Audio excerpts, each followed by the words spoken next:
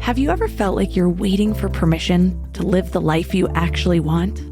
Like there's some invisible checklist that you have to complete before you're allowed to take up space or speak up or go after the things that call to you. Most people don't think of themselves as risk-averse. They tell themselves that they're just being responsible, that they'll make the move when they're more qualified or more ready, more financially stable. But that moment of being ready never actually arrives. And in the meantime, someone else, someone with less experience, less talent, fewer credentials, is already out there doing the thing that you keep putting off.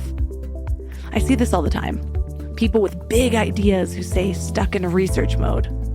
Or people who wait until they're 100% confident before they make a move, as if confidence just magically appears before action, instead of being something you build through action. I used to be one of those people. Well, in some ways. There were areas of my life where I had audacity to spare, so to speak. I'd raise my hand first, take the stage without thinking, volunteer for things that I had no business volunteering for. But in other areas, I was frozen. If I had to speak up for myself or make a simple phone call that felt confrontational, it's like my brain would convince me that this was the moment everything would fall apart. It didn't really make sense. I could get up in front of thousands of people and say whatever, but tell my mom I was going to be late? That was terrifying. At some point, I had to stop and ask myself, what's actually stopping me? Was it fear? Was it a need for approval? Was it that sneaky voice in my head saying, "Who do you think you are?" And once I started paying attention, I realized just how much of my life was dictated by these invisible rules that I had never agreed to. Rules about what's acceptable, what's smart, what's realistic. But who made those rules? And more importantly, who's actually benefiting from me following them? If you've been listening for a while, you might recall my irrational fear of speaking up during massages. It's the dumbest thing. But for years, I would just lay there, letting someone grind into my muscles like they were kneading bread, even when I hated every second of it. And I knew it made no sense. But in the moment, it was like I was wearing these invisible chains. Or there was a wall or something. Like I needed some big reason to justify saying, "Hey, could you go just a little bit lighter?" But that's the thing about fear. It rarely makes sense. But it does show us where we've been trained to shrink. So let me ask you, where are you holding back? What opportunities are you watching pass you by while you tell yourself someday? And what if waiting was actually the bigger risk? Today, our guest is Anne-Marie Anderson. She's an award-winning sports broadcaster and keynote speaker who's built her career by making bold, audacious choices, even when they scared the hell out of her. But when a tragic event earlier in her career forced her to confront how quickly life can change, she decided that she was done waiting. And she's here to help you stop waiting too. So in this conversation, you'll learn the 4 biggest barriers that keep people stuck and how to move past them. How to cultivate everyday audacity, even if you don't think of yourself as a risk taker. And the surprising way to reframe fear so it stops running the show. This show is sponsored by BetterHelp. You guys, workplace stress is killing us. 61% of people are dealing with stress levels that are way beyond normal. So if you're feeling it, you are not alone. I used to think I could just push through everything, work harder, sleep less, pretend I had it all figured out. But that approach nearly broke me. I am all about following your joy. If that voice in your head is telling you to make a change, listen to it.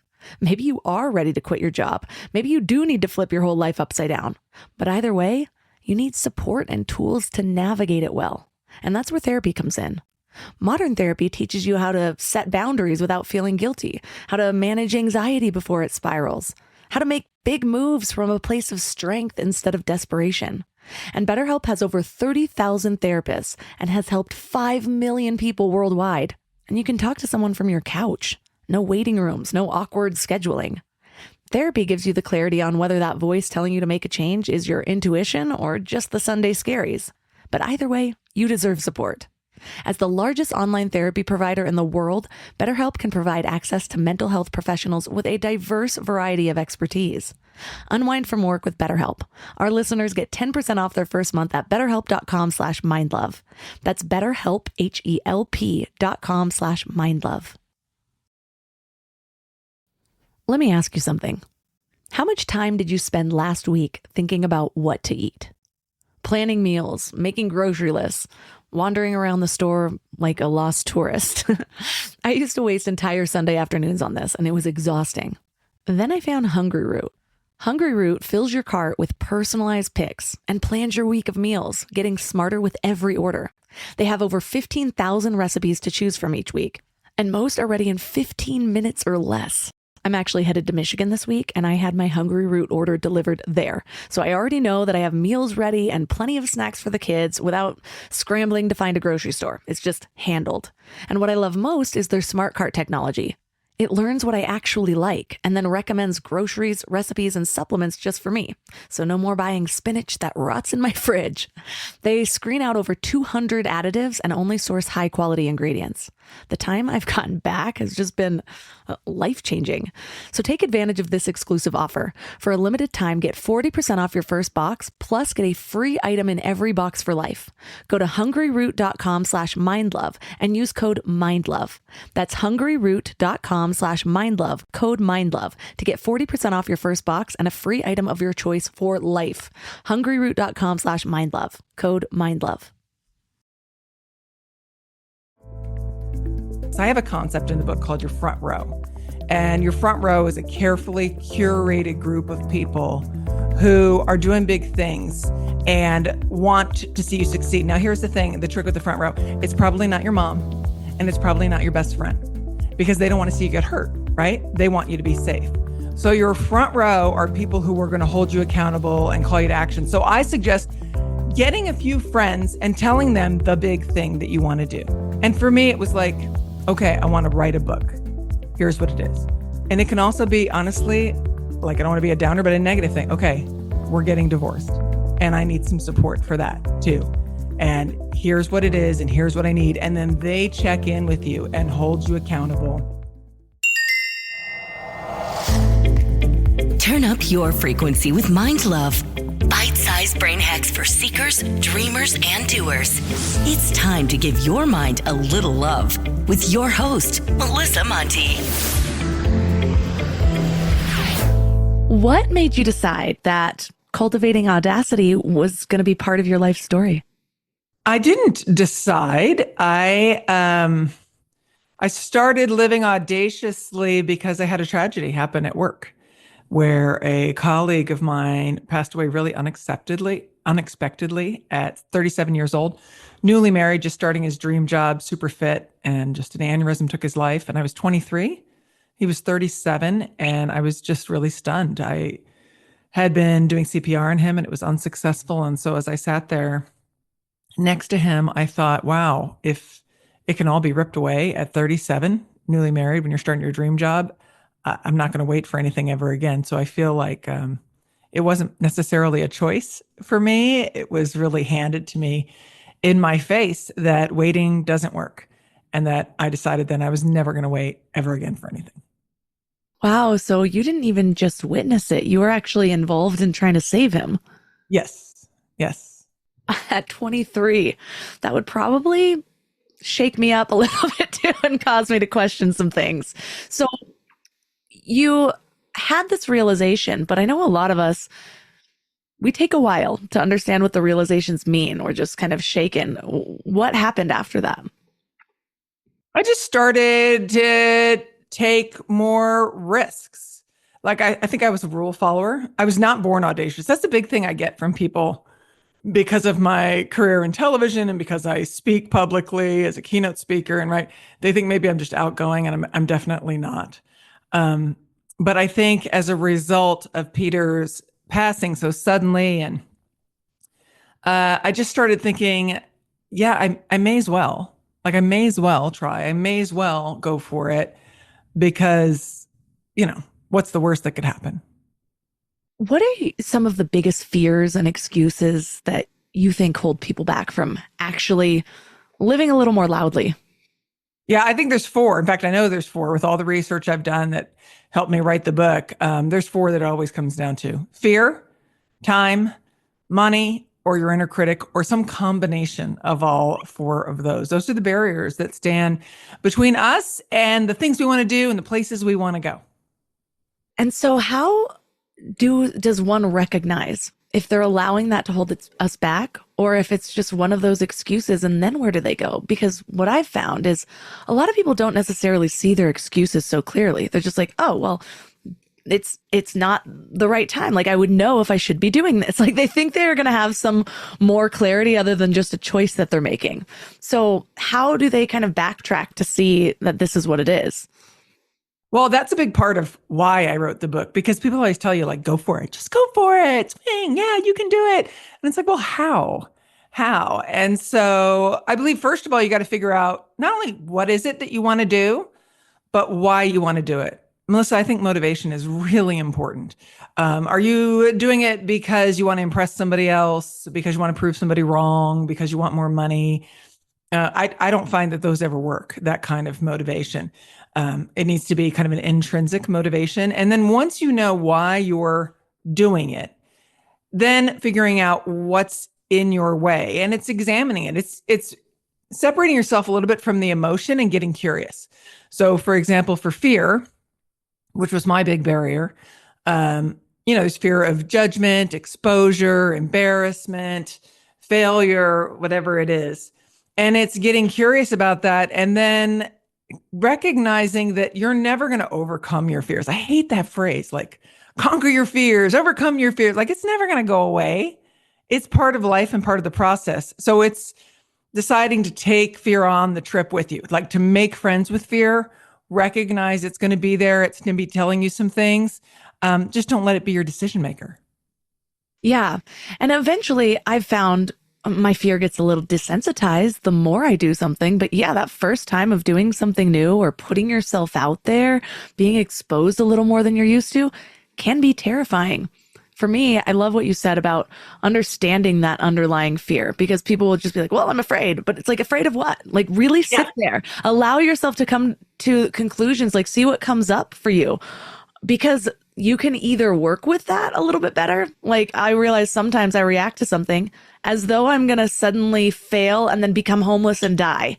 Right. So then I have to sit there and be like, is there even a chance of me being homeless? Like, right. Luckily, I actually have enough family where I think if I got to my very rock bottom and needed somewhere to live, like somebody would take me in. You know? Yes, exactly. I call that catastrophizing. We're exactly aligned, Melissa. I call it catastrophizing to the point where you die destitute and alone. Exactly that. And that's, if I can give you an example of how that worked for me, when I was a producer at ESPN for 10 years before I decided to go on camera. And in order to go on camera, I was just terrified. And long story short, my first time on camera ended up being on ESPN2, which was not the plan. It was supposed to be like on a little regional network. And ESPN2 was in 70 million homes. So that's my first time on live television. And I was terrified. And my husband at the time, talking to me as I'm outside the stadium and I'm on the phone with him and I'm teary. And he said, Emery, what's the worst that could happen? And I thought, oh, you want to know the worst? Like, I can tell you the worst that's going to happen. I could be so bad that not only will I never get another job on camera, but nobody I produced for will ever listen to me again once they see I can't do their job. And I could lose my entire career in television. And if I lose my career, I'm going to be a nightmare to live with, because this is all I've ever wanted to do. And then I won't be able to be a good mom to our kids who aren't even born yet, by the way. And I could die destitute and alone. And he was like, wow, you went there. And I was like, yeah, this is bad. But just as you said, destitute and alone, probably not going to happen. Win an Emmy Award your first time out, also probably not going to happen. Outcome is going to be somewhere in the middle. Right. And I can't help but think about Dan Harris of 10% Happier, who actually had a panic attack on live TV, and he's made an entire career out of that origin story. That's right. That's right. So you never know. Even your worst case scenario could lead to an outcome that you couldn't have planned. Exactly. Exactly. I love Dan Harris for that reason, right? Being vulnerable and showing it. Yes. A big part of overcoming Audacity is taking big risks. But we have to be honest and say, like, not all risks are smart. You can look at my 20-year-old self for that. I was the most reckless person. It became really clear later on. I was like, oh, that's what happens when you don't value life very much. And so how do you decide? Because that's how people's nervous systems are often reacting. They're sitting there and they are catastrophizing. And so all of those fears seem real. And some of them, yes, maybe they realize, okay, I'm reacting like I'm going to be homeless and die, and that's not going to happen. But this other thing could happen, similar to your story that you shared with your husband. It could have happened, you know? How do you decide, okay, this one's worth it, this one's reckless? Perfect. Because those are the two phrases I use all the time. It depends a little bit on all the potential outcomes and the period in your life. So to your point, like when I was 26, I think I left ESPN because I wanted to be LA bureau producer and they didn't have that spot available. So I left a dream job with no job prospects and drove across the country. If I did that now as a mother of three, totally reckless, right? But then knowing that I could grind, I had some savings, it ended up like, as I measured it, what the potential outcomes were, I wasn't going to leave a bunch of people homeless, right? Not my whole family homeless. And it ended up being worth it. And as a result of like taking that risk, by the end of the first year in LA, ESPN had hired me back at double the salary. So, trying to analyze where it is in your life. And I think an important part deciding what's reckless and what was worth it is looking at the array of possible outcomes. Like I really cringe when somebody says, I want to start a business, great, and I've put all my life savings into it. Because we're learning from each perceived failure, right? I don't even use the word failure, but each time something doesn't work, to adjust our path. So chips all in at the beginning probably is a little bit reckless. So it's a matter of really asking that and looking at all the potential outcomes. Yeah, I had to play around in a few different areas before I even found what was right for me, let alone what is going to be successful for in general. And I think that's something a lot of people overlook. They're like, well, I'm going to try this and like, let's see what happens.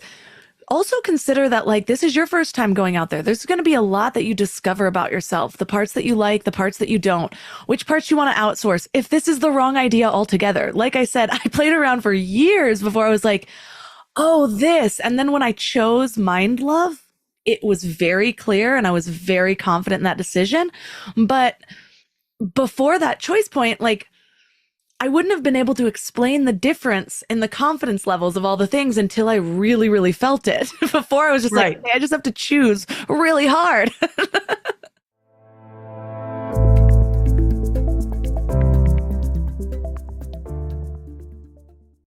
I was just talking to a friend who's been trying to hire someone for 3 months. 3 months. She's been posting on random job boards, scrolling through resumes that make no sense, getting ghosted by candidates. It's a mess. When it comes to hiring, Indeed is all you need. Stop struggling to get your job post seen on other job sites. Indeed's sponsored jobs help you stand out and hire fast. With sponsored jobs, your post jumps to the very top of the page for your relevant candidates so that you can reach the people that you want faster. And it makes a huge difference. According to Indeed data, sponsored jobs posted directly on Indeed have 45% more applications than non-sponsored jobs. One of the things I love about Indeed is that it just makes hiring so fast because you're not wasting time on platforms where nobody's actually looking.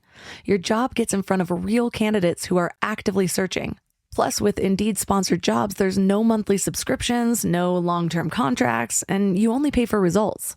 How fast is Indeed? Well, in the minute I've been talking to you, 23 hires were made on Indeed, according to Indeed data worldwide. There's no need to wait any longer. Speed up your hiring right now with Indeed. And listeners of this show will get a $75 sponsored job credit to get your jobs more visibility at Indeed.com/mindlove.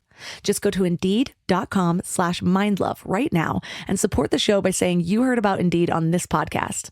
Indeed.com/mindlove. Terms and conditions apply. Hiring? Indeed is all you need. Right. So careful. And like the confidence, I always say confidence is an important part of Audacity, but it's not the whole thing. Because it's like the confidence is the belief in yourself, right? And then the Audacity part is taking the risk. And so marrying those two things together, like I believe in myself and that I will survive no matter what the outcome is.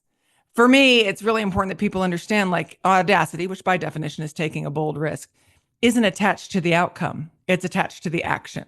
The fact that you're taking an action, that's the win in audacity. The outcome you'll always survive, live with, and adjust to. That's a good distinction because I think sometimes the connotations we have with words like confidence can stop people from doing something because they're like, well, I don't feel confident enough to do this. And it's like, because you're not doing it. Like you build the confidence by having enough audacity to do something a couple of times while it's super scary. Right. You start to build this other thing called confidence, and you really can't have that without a little bit of audacity. Exactly. If you don't have the audacity, if you only have the confidence with everything and none of the fear, it's probably a little delusion. Right. Like I say for audacity, like there's three components in my mind. All right. There's that mindset, which is optimism, right? Optimism that things are going to work out. You're playing in a basketball game, you're down by 12 at the half. Why do you play the second half? Like maybe things will work out. But even if it doesn't work out the way you wanted, you'll survive it. And then the second part is the action, because you can sit on your couch all day long being optimistic, but not take that action. And so those two married together equals your audacious identity. And as you're talking about, there's this distinction also with the word cocky, right? Where you're talking about confident, but if you're not a little bit nervous, like maybe you're delusional in terms of it. The definition of cocky, I learned because I thought, my father had said to me once, Amory, you're getting cocky when I was 11. And I was devastated by it until I looked it up at 50 something. And it said, so sure of one's abilities that it annoys other people. And I thought, wait a second, sure of one's abilities? Yes. This is literally Webster's definition. That it annoys other people, that's not necessarily my problem. But I thought cocky was like so sure of one's abilities, but doesn't have the skills to back it up.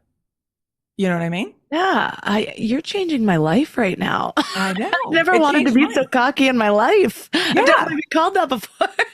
Yeah, like, but that's what we get sometimes, especially as women, like, oh, it's just so audacious or, cocky. And then I thought, wait a second, that it annoys other people, my confidence.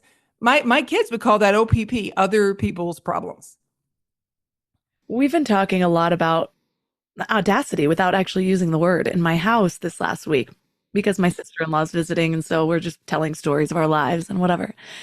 And my husband always says this, my personality confuses him because I'll be the first to like raise my hand, even if I don't know what they're calling me for. I've like ended up on stage in front of thousands of people dancing a dance I don't know. And I'm just fine. Like I thrive for those things. But then like making a phone call to like a customer service agent, I want nothing to do with telling my mom I'm going to be late. It's like I freeze up like I'm going to be homeless and die. And so I guess I was born a little audacious, but what I've understood in the last few years is I think some of it, ironically, wasn't really around, like people assume I was always good with vulnerability, and it wasn't necessarily that. It was just like, be so big, people don't get close. So it was a form of protection. So like I'd throw out my deepest, darkest, supposed to be embarrassing secret and just like say it kind of cocky, just say it. And it was so, because I knew that's how you kind of take control of the narrative. You just put it out there and then they have to take it the way I gave it. But then, yeah, like I said, it would be so out there that people wouldn't question, but they also wouldn't get close. Interesting. Yeah. So that's my experience with audacity. I don't know what that says about me, but I've been thinking about it a lot lately. But that's interesting because like, where's the bold, like if audacity is bold risk, right? A willingness to take bold risks. Is it audacious in the fact that you shared it? Is that what you're saying? Like, right? The audacity is sharing something and having the risk of being rejected. That and doing something so crazy that like should be embarrassing, like not having the problem to, I don't know, go up on stage and embarrass myself or whatever. I was just like, what do you mean embarrass myself? That embarrassment is my choice. I get to choose how I feel about this. And I think that's so relatable to audacity in general because people think that. It's like, well, I gotta be audacious and go embarrass myself. And it's like, No, you don't. You just have to go do the thing and then choose how you're going to feel about it afterwards. Yes, right. And choose whose opinion is going to matter Yeah. to you. That's a really, really big one. Like, again, working in television, right? We got social media, lovely as it is. So if somebody's criticizing me from, the basement and their mother's couch eating chips, like that doesn't hold a lot of value for me. But if it's somebody whose work I admire or a colleague of mine is giving me, that's different.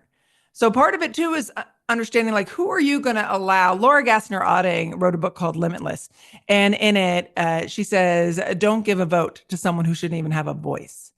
And I love that because, as you said, like you're up on stage and it could be embarrassing. Well, that's only if you valued the opinion of people that you don't know who, I don't know, might cringe.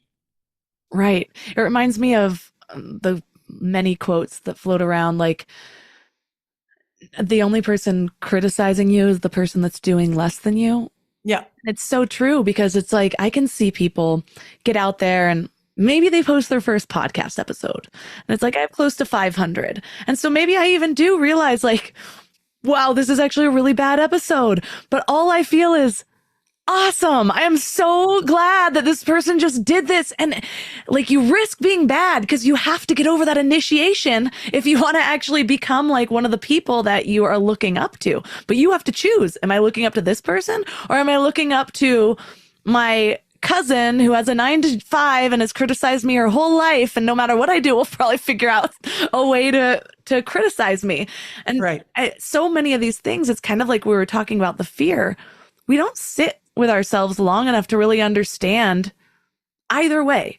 What am I really afraid of? Or on the other side, okay, how do I make this worth it? Like before I do something that I know is going to be a lot of work, like any new work project, launching this podcast, launching different courses, I have to sit there and like get everything out. Some of the answers I don't know yet. It's like, okay, why am I doing this? Now, what's the deeper why to that?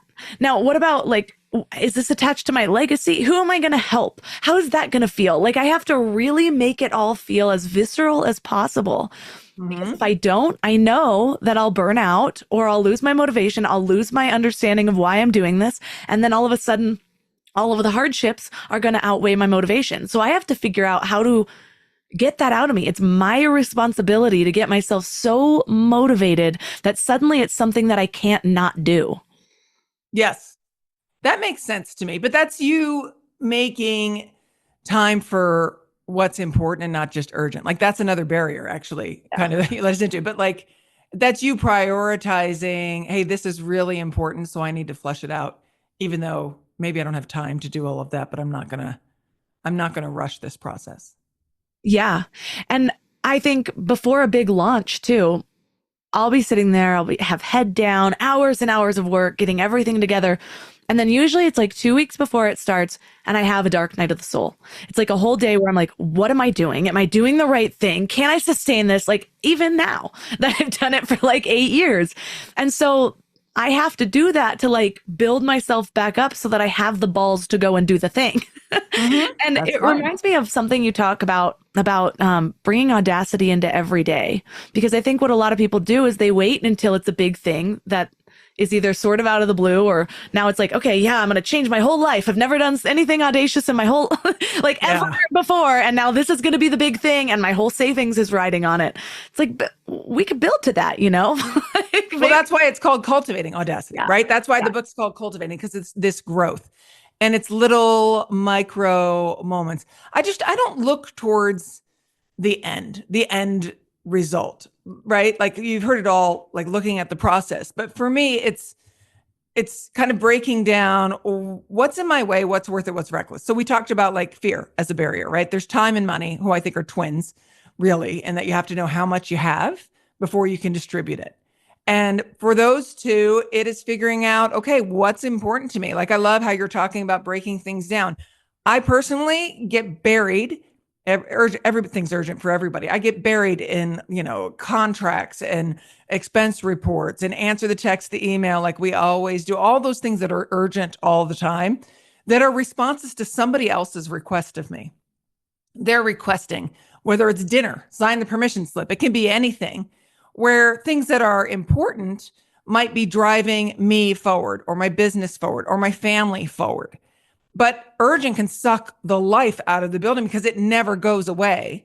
So until you create space for what's important, which for me means literally shutting it all down, and writing, like, for example, when I wrote the book, I had to shut everything down 4 times a day for 15 minutes each day so I could get an hour of writing in. And I would, lock the door, sit on the bathroom floor, because every parent of multiple kids knows that's the only place you have privacy, or I'd be writing it in a plane. But creating that space for what's important. Otherwise, urgent just takes over. And then we never get there because the I'll do it when never arrives. And I don't know about you, but when all of those urgent things take over, I don't always recognize the source of my stress. And so I might blame the thing. A good example of this is oftentimes when we have to go to Michigan, because we go at least once a year, and that is a long trip for 2 kids, especially since we live 3 hours from an airport. So like the whole day, it's like 15 hours of travel. Yeah. Anyways, right beforehand, all the time, all of a sudden I start thinking that I don't want to go when I really want to go. but what's actually happening is that, okay, now I'm doing the last minute work stuff and the last minute packing things. And so my nervous system is so high that whatever I'm focused on, my nervous system is going to respond chaotically to that. And so when it comes to going after your big dreams, if you are still in that nervous system state where you're letting everyone else's concerns become your main priority, then it's going to be really hard to find the space to actually realize what you want, let alone go for it. Right. And it doesn't even have to be the big dreams, right? Can't it be the little things? Can't it be more peace in your day? Can't it be, a more loving relationship? Can't it be getting a new client? Like, it's those little things too, that little moments of audacity can bring you joy and move you forward towards like a life that you enjoy, not a career only, not relationship only, but an entire life you enjoy. I love the way you're framing this because I've never really connected the idea of just having the audacity to create the moments that you want in your day. It's so simple, but it's so big because all of those little moments in every single day, that's what's making your life. It's not right. The big thing that you did over here, finally going skydiving. It doesn't have to be these big things. It's just like prioritizing yourself. Yes. So you can enjoy your life. It's interesting to me. I was working out this morning and, people were talking, we're recording this in, what month is it? Is it February right now? And people were talking about like bikini body and this and that. And I thought, I'm working out for my grandma body, not my bikini body. You know what I mean? I'm working out so that when I'm in my 70s, I can hike and live and travel and do all those things. Like that's the audacity of it for me. Like, that's the risk. It isn't for some short-term thing. It's for being able to think big picture and how do I want to feel in my days? And that aligns with what you were just saying, like creating these little moments of joy in my day. That's where I'm creating the audacity. That's why I'm doing it for, not something down the road. I learned that when my friend passed away. We don't know how long we have till down the road. So how about today, right now? And another thing that requires audacity that also is a huge part of the quality of our life is speaking up for ourselves, because sometimes we have to speak up for ourselves to create these moments, but then also to make, like, people aren't going to sit there and make sure that you're treated fairly or that you get the thing that you're thinking about or whatever it is. Like, you have to learn to be your own advocate. Mm-hmm. Yeah, you absolutely do. But that can be easily done with the word no, which is so hard for so many of us, just to say the word no. Or and to not give the explanation on the end of it. You've talked about boundaries before on your show. I mean, creating your own boundaries that are yours for the life that you want, so you can create the space to make some audacious decisions, to take some bold risks that will serve you today and in the future, to bring you joy, even if it doesn't align with anything that anybody else thinks is important. It doesn't matter. It's what matters to you. I just saw this reel on Instagram that was like, if introverts actually spoke the truth. And it was like, hey, I'm so sorry, I'm going to have to cancel today.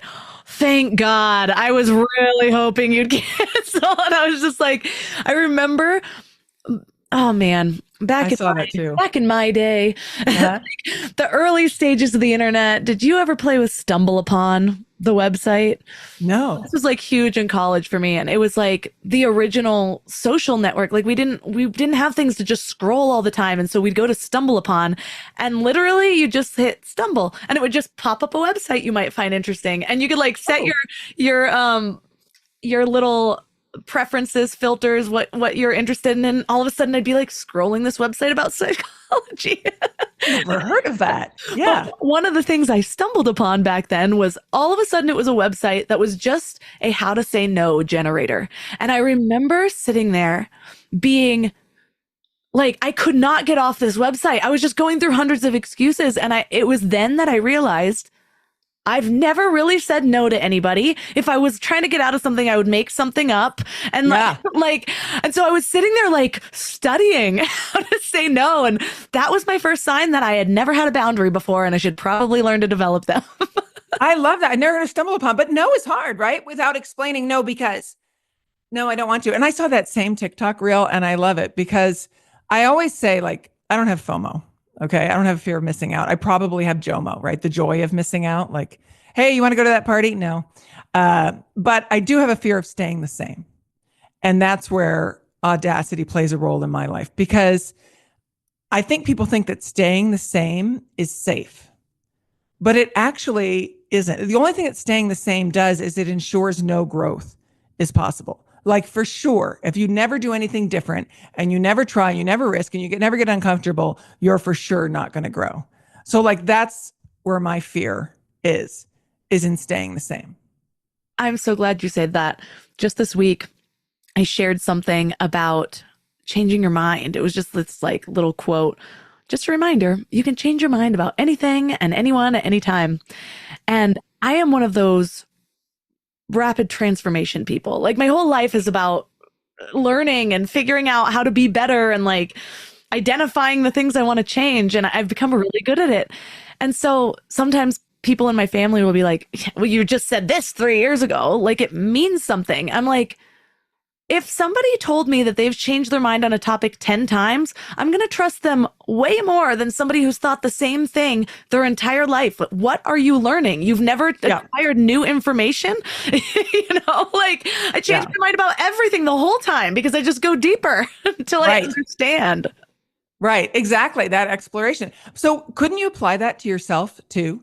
By the way, for people that are listening to this and they're thinking, I can't do that thing because, well, what if you changed your mind because you had more information about what your inner critic was telling you, for example? Your inner critic is telling you you're not good enough, you're not ready, you need more money or experience or whatever. But like using that same principle that you talked about, what if you were able to change your mind and say, well, actually, I could apply right now. And if I don't get the job, then I've got some information. Not necessarily like the rejection isn't personal. Now I've got information to go back and get that and come back and apply again. So I love that, changing your mind. Yeah. What are some of the ways people can practice a little bit of audacity just in their everyday decisions? No is an excellent one to do it. Doing anything that is unexpected. What I would challenge people to do is to look at what they're afraid of. Like, what are you afraid might happen? And then whose opinion are you taking? I think that is the thing that we could really do on a daily basis. I have a concept in the book called your front row. And your front row is a carefully curated group of people who are doing big things and want to see you succeed. Now, here's the thing, the trick with the front row. It's probably not your mom and it's probably not your best friend because they don't want to see you get hurt, right? They want you to be safe. So your front row are people who are going to hold you accountable and call you to action. So I suggest getting a few friends and telling them the big thing that you want to do. And for me, it was like, okay, I want to write a book. Here's what it is.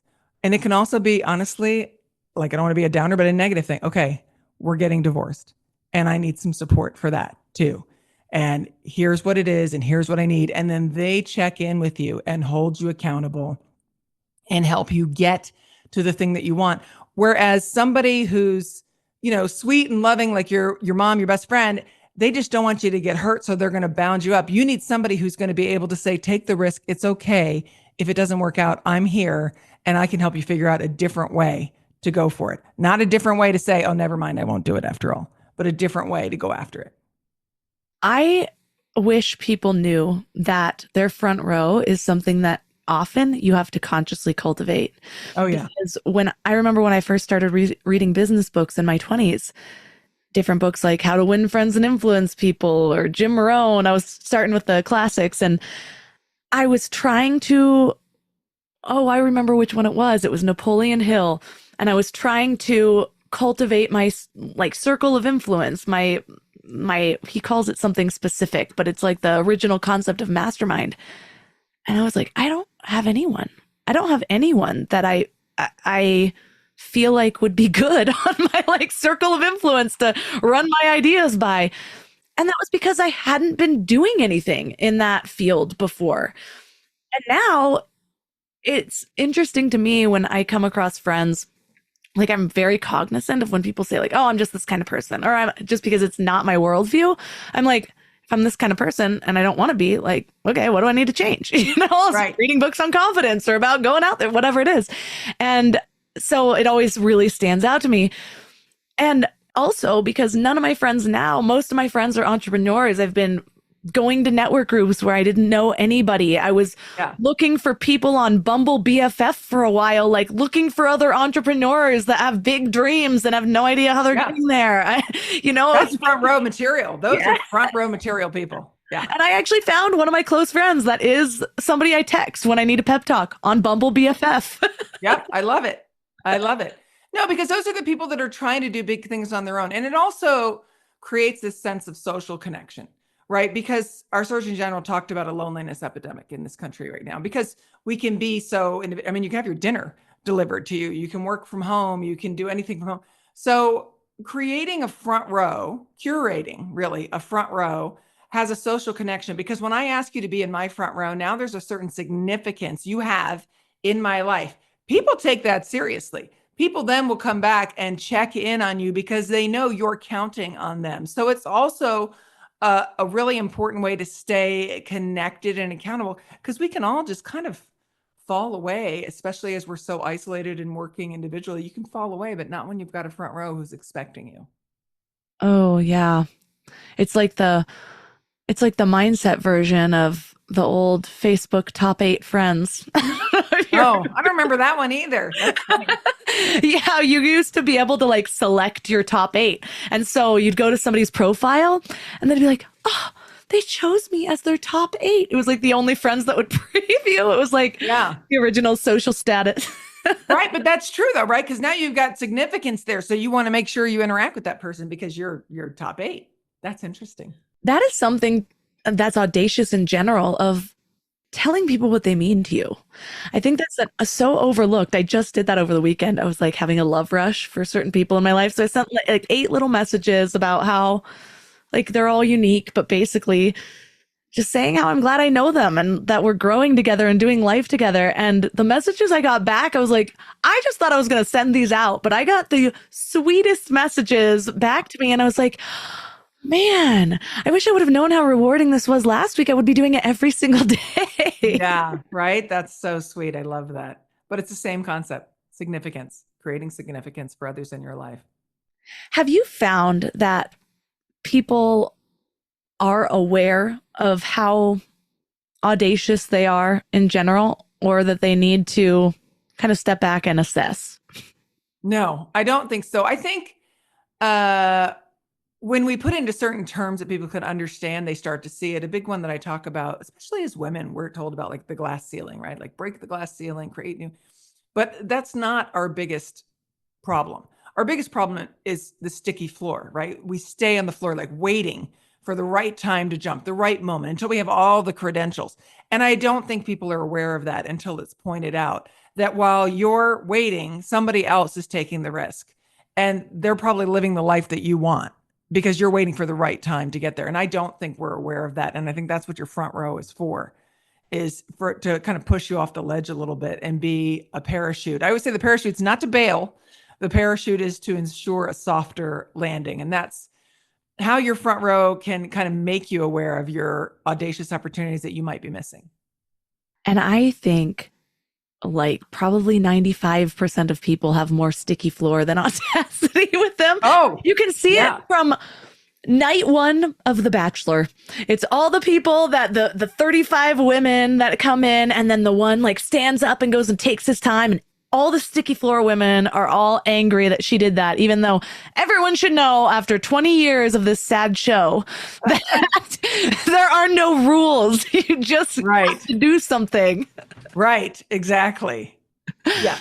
Yeah. What an example that is. Right? Like waiting to be chosen. Oh my gosh, waiting For to The be Bachelor. chosen. I Waiting don't to be live in that chosen by realm somebody. anymore. Like, I just can't imagine standing there going, pick me.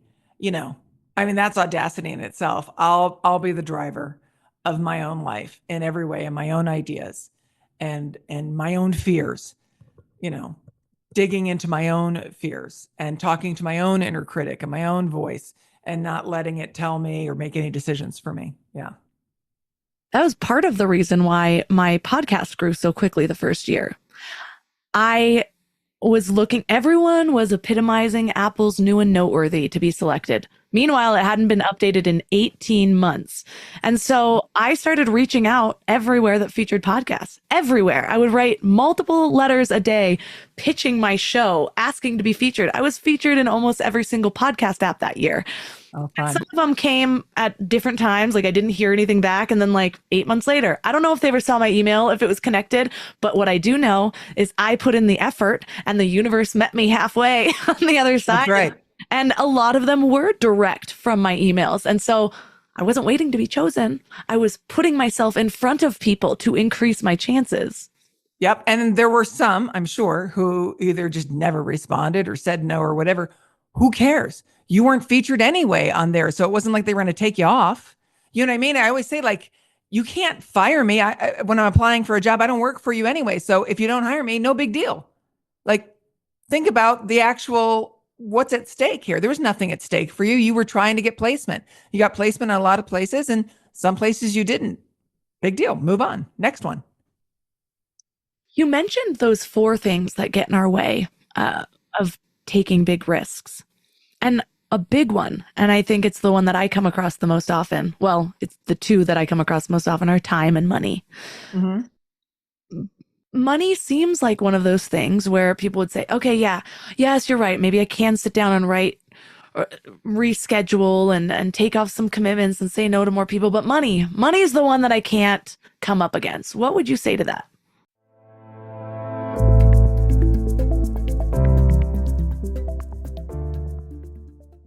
Money is the one that I can't come up against. What would you say to that?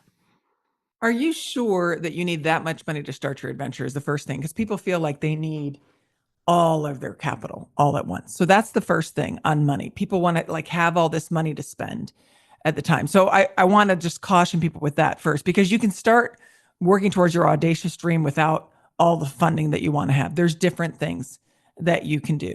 Then with money, I want to think about, what are you spending your time on that you don't want to do anymore? And can you exchange some of that for money in order to get more energy to do the thing? So as an example, like I said, I dislike doing contracts and stuff. So this is the opposite, I understand, of what you're asking, but I'll get there, is that I had to spend some money to get somebody to do that for me, so I could spend more time prospecting and getting different keynote speaking opportunities and stuff, which made me more money. So looking at how you're spending and creating, because if you're just doing dollar for dollar, my work here, it earns me this much an hour, you're never going to get ahead. And so it's about trying to figure out, how can you leverage energy? If you see money as energy, how can you leverage that a bit to put yourself in a position to create more of whatever it is you want? And in this case, it would be wealth. Like, it's a little bit of a vicious circle. Yeah.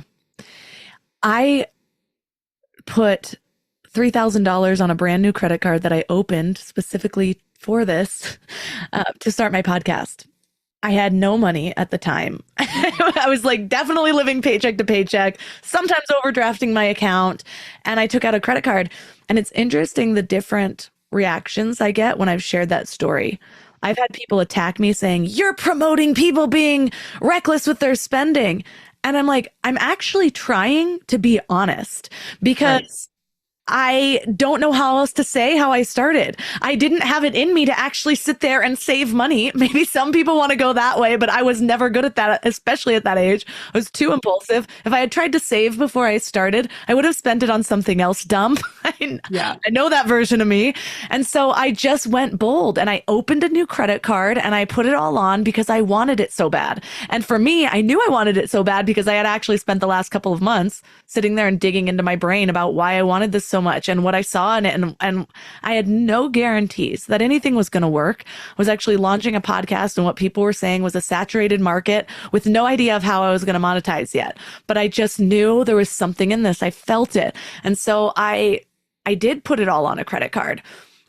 Now I know, now that I have a lot of very successful people around me, it's interesting because a lot of people are like, well, yeah, you've started this because you have all this money to start it. And a lot of them, I've realized my wealthy friends don't usually use their own money to start things. They get investments, but they have a different relationship with money. So they feel better about asking for it. So they're just carrying themselves different around it. Right. They've sat there and they've built up their pitch deck so that they can confidently present their new idea and then they get other people to fund it, even though they could easily do it. And so there's so many different routes of Yeah. not having it where you could, if you wanted it bad enough, when you get to the point of staying the same is scarier than whatever the risk is, which sometimes you have to do your own work to get there so that you don't just sit in your own pile of sad tears. Yeah. And when you have to know your money story, Yeah. like you got to, and yeah, that one does come from your childhood. People always want to go, but it goes back to your childhood. I remember I was living in Colorado with my then husband in February and we were roasting in the house. I mean, it's snowing, dumping outside, and I'm roasting. And I kept turning the heat down. He kept turning it up. And finally I said, why do we have to roast? And he was like, I didn't have heat growing up. We can afford heat. We're going to have heat. And it was the first time I had heard that. I didn't know that growing up, his family had their heat turned off several times because money was such a stressor and so many bills. So we had to kind of unpack that. Like, yes, now we can afford heat, but like you're wanting to spend the money because now you have it is an overreaction to your money story. So it's really important. And in the book, I kind of take you through diving in because each one is so personal and it will explain how your relationship with money has put some really base ideas in your head about how you want to do the thing. And for some people, it's like they hold it so tight, they don't want to spend any of it and they need to spend some and invest. And for others, it's, hey, if I have it, I'm going to spend it because I never had it before. This reminds me of something we were talking about earlier of deciding, like, is this the person that you want to be influencing your decisions? And it's something I realized early on. I remember when my husband and I were talking to my stepdad about like this idea we had. And at the time, I thought I was launching a travel blog. Like I said, I tried a bunch of different things and I did launch a travel blog, played in that for a while. I was like, this isn't it. I don't care to be known for this, whatever it was. But anyways, I remember this conversation and my stepdad just kept saying, well, you got to get a real job while you do this. You can't just, and I remember feeling triggered at first, like, God, you never support me. But then I just had some stillness with it. I was meditating and I was like, wait, he's actually just trying to keep me safe. And other people's reactions to what I want to do are a really great insight into their mind. And that could be the things that came from their childhood or the way they live their life. But essentially, it's often the cage that they're living in. You can see the cage that they're living in. Do you want to go into that cage with them? Or do you want to go further than they would let themselves go? And when you get to that, you can, to me, the moment I realized that, I'm like, okay, yes, I'm going to pass that one to the side. It becomes really easy to not take that into consideration. But I'm curious for you, because a lot of my insights come through meditation. Mm-hmm. How do you really get to the root of what it is, whether it's your deeper why or where the wound is coming from? Like, what's your process for really getting to the heart of something? So I'm not an artistic person at all, right? I'm a 100% sports person, word person, not at all math. But what I found, as I was writing the book, was I actually use colored pencils and sketch, and it doesn't matter what it is, but there's something about me telling myself, okay, this is the time that I get to kind of float and run in and out of ideas and come back, because I'm such a linear person and I have schedules for everything. But now I've trained my brain that when I pick up that pencil, that means like, let's get creative. Let's think of different ways to attack this problem, or let's figure out what's really bothering me. So let's just call it for a bit and figure out, like, I can feel the pit in my stomach. But what is it that's bothering me? So for me, it's doing something that's so outside of my natural strengths, that it allows me to explore a little bit. Mm. Oh, I'm going to try that. My two ways, meditation is really good, but I try to do mantra meditations. So sometimes I let my train of thought go too long and it really does help. But I'm like, this is not the purpose of why I'm here. I'm trying to unattach. Yeah. But the other one that's really helpful for me is I use voice recorders while going on a walk. And I found often it's not even as much about getting to the heart of it and realizing that it's not as bad. Something about it is even just approaching that topic. Like when I have the fear, it's like something won't let me go there. And so going there just in a voice recorder and actually talking about it all of a sudden makes it more tangible and I can work with it in a way. And in a weird way, I find this related, but I did this a lot when I was healing from an eating disorder. When I would have this impulse, and if I went my normal route, it's like I would like have something, talk myself into why this food was okay, even though I knew it was a trigger food. And then all of a sudden I'd find myself going into a spiral, and then I'd be like in a binge and purge cycle. But then I started to realize that if I spoke it out loud and just said, no, you're going to eat this cookie and you're going to say it's okay, but then you're going to have those feelings. You're going to want another one because it's a trigger food. Then you're going to have another one. You're going to feel like you've gone too far. And then you're going to be like, well, now I've gone too far. So you're going to have a whole binge. And I would say it out loud and I could actually hear it. Suddenly it was real. And I'd be like, that's crazy. I'm not going to do that. But if I didn't say it out loud for like a good year period, I would just find myself in this subconscious process. And so even though it's sort of unrelated, it kind of is, where it's like, okay, let's just write it down. Like, let's engage with it instead of letting the fear stop me like it's trying to do. Like, go further. Even if it's not doing the thing, it's unraveling the thing. And maybe you change your relationship with it through the process. I love it. And it isn't unrelated in my mind, because that fourth barrier that we talk about is the inner critic. And kind of like the conversation you were having with yourself, that's what you need to have with the inner critic is, maybe a phrase that's not very helpful right now, but it is separating the inner critic from yourself. Like, the easy example I have is my 12-year-old daughter. I picked her up from 6th grade last year at one point, and I was like, hey, honey, how's school? And she's like, well, I'm stupid. I can't do math. And oh, by the way, I'm fat. And I was like, wow, like that's a lot. Welcome to middle school. And as we talked about it, I said, would you say those things to somebody else? It's a standard thing that we say. And she's like, of course not. And I said, okay, so her name is Lena. If Lena doesn't talk that way, then let's give a name to the inner critic that's saying that to you, because that isn't the way that you talk, just any name, and not somebody you know. And so she said Jerry was her name.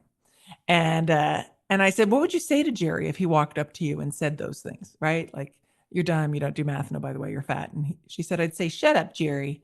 And I said, okay, so when we separate it from ourselves, there's some power in that. So still, I'm in my office right now. If she's in the kitchen doing her work and I hear her go, oh, I can't do this, I'll yell, shut up, Jerry.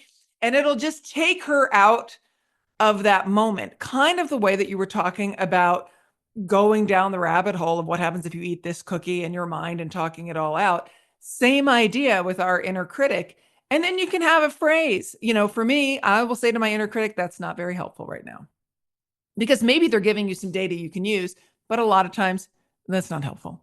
And then you're just kind of acknowledging this isn't going to go away. My inner critic's going to be with me. My voice is going to be with me. It may have a few nuggets of help, but a lot of times it's just there trying to stop me from doing anything different. I have so much to say about what you just said. First, I recently had a speaking engagement, and the night before I could feel my nerves coming up, and I had a conversation where I just said, okay, let me try the speaking out loud again. And so I just told myself, like, okay, I get that you're trying to keep me safe, but we don't need this right now. You've got this. You've practiced this many hours. Look at all the cool shit that you're doing. And I just started giving myself this really big pep talk. And I felt better almost immediately. But I've done the thing where I've named the problem. That was also really helpful in eating disorder healing, by the way. And even separating, like, my alter ego is Clementine, like the one who tries to self-sabotage. That's Clementine. But you said a sentence where you said, well, if Lena doesn't talk like that, then what should we name it? That kind of connected two tools in a way that I've never really connected it. Because often we'll hear, well, if you wouldn't say that to a friend, why is it okay to say it to you? Right. I haven't heard, okay, if you wouldn't say that to a friend, that's not something you would say. You're not that kind of person. So this isn't Right. you. That is such an important distinction, because Right. another helpful tool that has really worked for me is just understanding how the brain works, because it's another way to kind of be like, okay, well, it's not me. It's the brain doing what the brain does. It's trying to keep me safe. But just that line of like, if she wouldn't talk like this, then that's not you. That is so Right. clear. Right. Exactly. It isn't. Yeah, I mean, if you wouldn't say to somebody else, why are you saying it to yourself? It isn't your voice. What do you say to someone who keeps preparing, keeps researching, thinking that this is their version of taking action, but they never actually take the leap? That's why you need a front row, because that is the sticky floor personified, waiting until you have everything that you think you need. Meanwhile, somebody else is swinging for the fences and living your life. So what's the first action you can take? What's the first thing? The biggest, the thing that I think helps the most with that is make it public. It's one of the things that's in my book. I talk about make it public. Once you make it public, you can't take it back. I was speaking, and in QAA afterwards, a couple of years ago, somebody said to me, "What's next?" And I said, "I'm going to write a book about Audacity." Dang it! I just said that out loud. Now I have to write a book about Audacity. So I think if you're stuck in that, make it public, because then there'll be other people who ask you about it. How's that book going? It's the same idea. I always say that at some point, more learning is just a fancy form of procrastination. Yeah. And I lived there for a really long time. Because you can act like you're doing something, you can convince yourself you're not putting it off. But a mentor of mine actually recently said something that he's always heard his dad say. And this really depends on what you're going for, but it affected me, because he said every day he would tell his dad, like, oh, well, I did this and this happened and I made this connection. And his dad would say, yeah, but son, how much money did you put in the bank account? And that's not, but he meant it in a good way, because he was using his dad as like a mentor to actually make money, and realizing that quite often, what's a quote that I saw that I also love? It was something like, if you don't know where you're going, distractions look like opportunities. And so I've definitely had that quite a bit, where I'm like, yeah, I'm not making any money, but like I'm doing this and I'm growing my brand this way. And that might not be your measurement. So that exact question might not always be applicable, but figure out what is your measurement of success and come back to that over and over again, because it's so easy to be caught up in your momentum. You just start doing something, and before you know it, you've taken the wrong turn for like 6 miles and you got to turn around. Yeah. Yeah. That makes sense to me, because again, it feels good to be busy, but you may just be treading water. Yeah. I'm curious about your reevaluation loop. How often do you personally reassess your path so that you don't go 6 miles the wrong direction? and then you're like, oh, now I got to go back and start where I was. But what triggers you to know that it's time for a change? For me, it's constant, because I've been doing it so long. So I'm always like super in tune. Everything shows up in my body. So if I've got a little something in my stomach or a little bit of chest pressure, I know that something's not sitting right. And when you talk about the reevaluation loop, there's an assessment in the book. And after I wrote the assessment, I took it.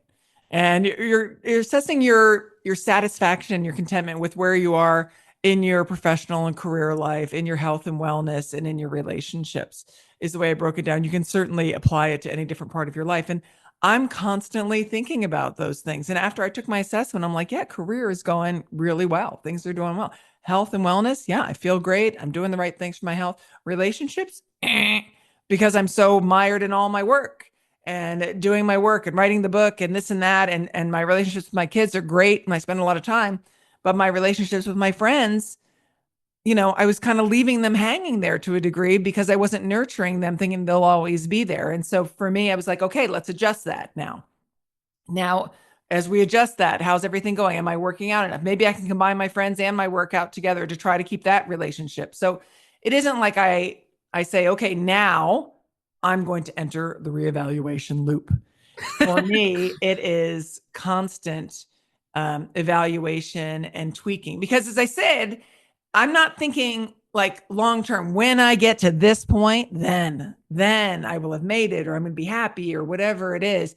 For me, it's constant. How am I feeling today? How's my life working? Is everything functioning the way that I want it to? If it's not consistently, then let's figure out why. Yeah. It's taken me a while to get to the point of it being constant. And now I can confidently say that it is 98% of the time. But there was a long period where I would like get somewhere and I would be in it for too long, where I'm like, I just don't understand why this doesn't feel good. I thought I like set this up. And it's like, or just more so, the reason I'd stay there so long is I would be blaming things externally, like, maybe I don't like this house, or maybe I shouldn't live in the city anymore. And then I'm like, wait, why do you feel dis-ease right now? Like, what is it? Maybe it has nothing to do with these things. And you're just like latching on to the first thing that you see. And so you're waking up and your room is too small, or you don't have enough stuff to wear, but no, again, sit in stillness, ask yourself, where is this coming from? Oh, I have been working on this project and now I'm realizing, like, as it grows, it's just more and more responsibility. And I don't want this type of responsibility. I forgot to schedule in that I don't like this. I don't want that. Like, really getting specific on what it is that I do and don't want in my life, how long I will entertain those things in the name of growth, or do I have a path to outsource this specific task?